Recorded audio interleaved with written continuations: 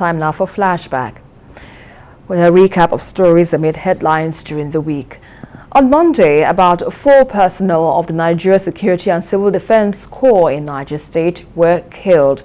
This happened after improvised explosive devices planted by terrorists exploded in Galaman-Kogo area of Shiroro local government area.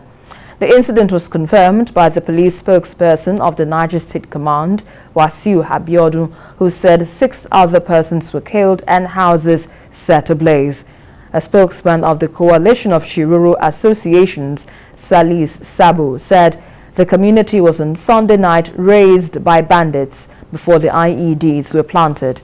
He noted that Galaman-Kogo was also attacked 3 weeks ago, where bandits killed dozens, and he attributed the attacks to the withdrawal of local vigilante and hunter groups stationed in the community.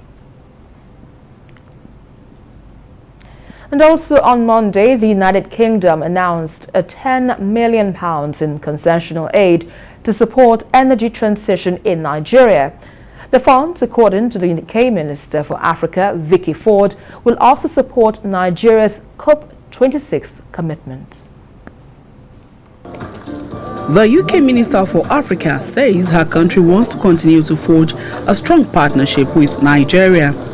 To achieve this, UK is injecting £10 million, 5.6 billion naira, into initiatives that will provide affordable long-term financing for low-carbon energy providers in underserved communities in Nigeria. Nigeria still has 85 million people without reliable access to energy.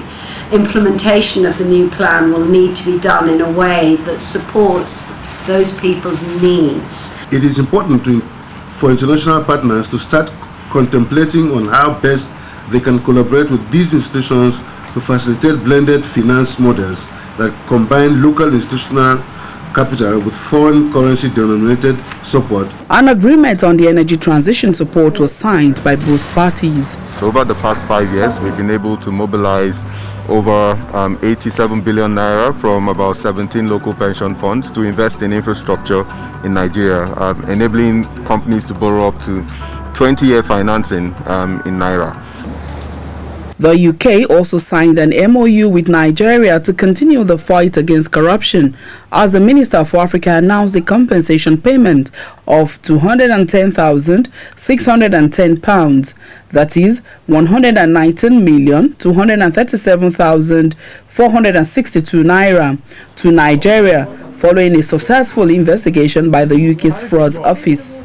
I'm delighted to announce a positive outcome of a case relating to the use of corrupt agents in the oil and gas sectors. You deem it necessary to return this fund, even though Nigeria did not participate in its negotiation. It shows UK's commitment to the global effort to tackle illicit financial flows and prohibit bribery. The returned compensation will be used in funding the ongoing construction of Second Niger Bridge, Abuja-Kano Expressway and Lagos-Ibadan Expressway. The Federal High Court in Jos on Tuesday found the Minister of Water Resources, Sarah Ochekwe, guilty of money laundering. The court also sentenced her to 6 years imprisonment. Mr. Ochekwe, who served as minister under former President Goodluck Jonathan, was sentenced alongside former chairman of the People's Democratic Party in Plateau State, Raymond Dabo, and the Plateau State coordinator of Jonathan campaign organization, Leo Sunday Jitong. The 3 accused persons had been standing trial since 2018 in a case of money laundering and conspiracy brought against them by the Economic and Financial Crimes Commission, amounting to 450 million naira.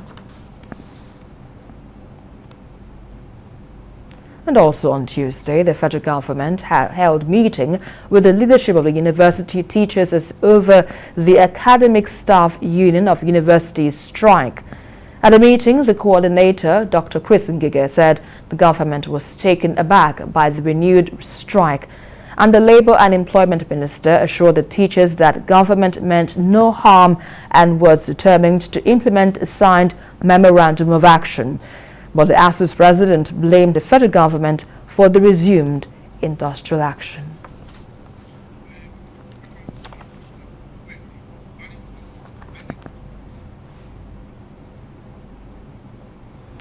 On Wednesday, President Muhammadu Buhari in Abuja swore in new national commissioners for the Independent National and Electoral Commission.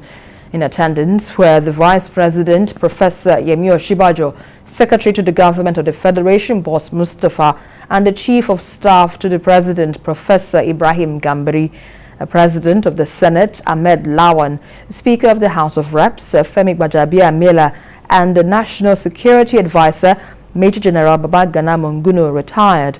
Meanwhile, INEC Chairman Professor Mahmoud Yakubu led the Electoral Umpires National Commissioners to Asa Villa for the inauguration ceremony.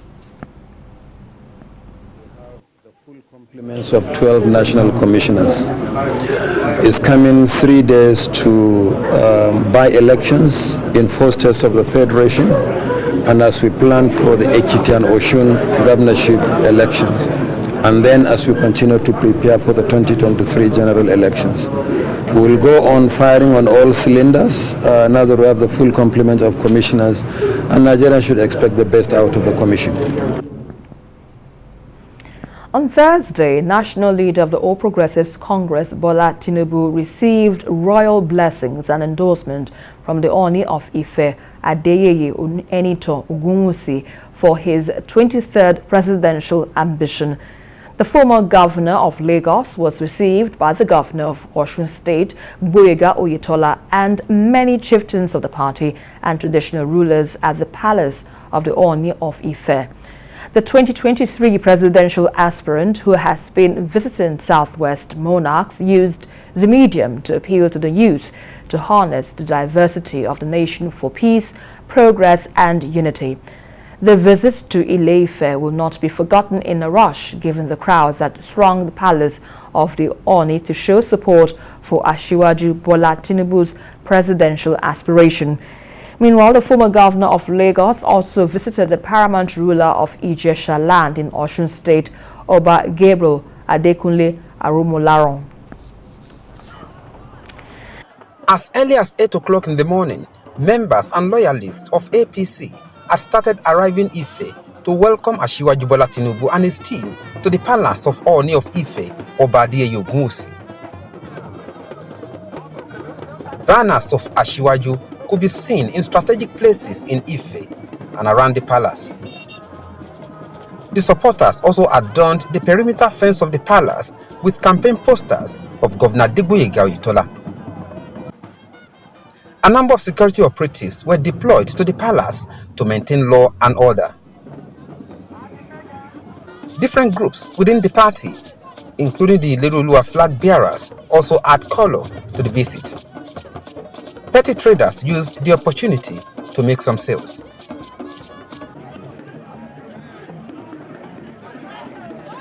The situation is not different in Ilesha, when Asiwaju Bola Tinubu paid homage to the Owobokun of Ijesha land, Oba Adekunle Arumularon. Ismail Alagbada says the visit is a plus and will serve as a morale booster for members. See the type of crowd, everybody, they are buying and selling, and they're happy to receive him on his ambition to become the president of Nigeria. And I believe by the special grace of God, with the prayer received from the traditional rulers in Osun State, I believe Asiwaju is already the president of this nation come 2023. A former federal lawmaker solicits support of the people for Asiwaju Bola Tinubu's ambition. Things will change in Ife for better. Ife will regain its lost glory. Ife, the pride of Yoruba, the origin of Yoruba, will definitely be recognized, because this is a man of culture. This is a man that knows the history of Ife, and nobody can do it better than Asiwaju Bola Ahmed Tinubu, who before now has always been touching life in Ife. The visit continues to other palaces in. And as reactions continued to trail the invasion of Ukraine by Russian forces, Nigeria's Foreign Minister Jeffrey Ogema on Friday held a closed-door meeting with leaders of G7 countries and the AU in Nigeria's capital, Abuja. The German ambassador to Nigeria, Birgit Ori, told reporters that the meeting was about the Russian invasion of Ukraine. And finally, on Friday, the controversy surrounding the signing of the Electoral Act Amendment Bill was put to rest. And this was after President Buhari signed into law the amendment bill. And this happened barely a week after the expiration of the window for the president to take a decision on the proposed legislation as required by the Nigerian constitution.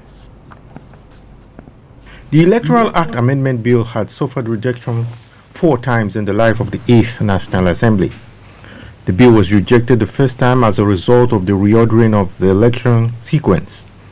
And with the rocky relationship between the presidency and lawmakers, subsequent attempts to get President Buhari to sign off on amendments to the bill did not fare any better. Lawmakers, upon resumption of the 9th Assembly, had embarked on another exercise. The lawmakers had painstakingly taken their time and were confident they had covered all areas, but a clause stipulating direct primaries for political parties had been their undoing. Despite the much improved cooperation between the President and the National Assembly, he again declined assent to the bill, citing financial security and legal consequences for rejecting the bill. The President, in signing, acknowledged that the new law had provisions that were progressive and reformative and would improve the transparency of the electoral process. The current bill comes with a great deal of improvement from the previous electoral bill 2021. There are salient and praiseworthy provisions that could positively revolutionize elections in Nigeria through the introduction of new technological innovations. But he objects to Section 84(12) of the amended law, which he says introduces blanket restrictions on serving political office holders, contravening their rights to vote or be voted for in political conventions and congresses.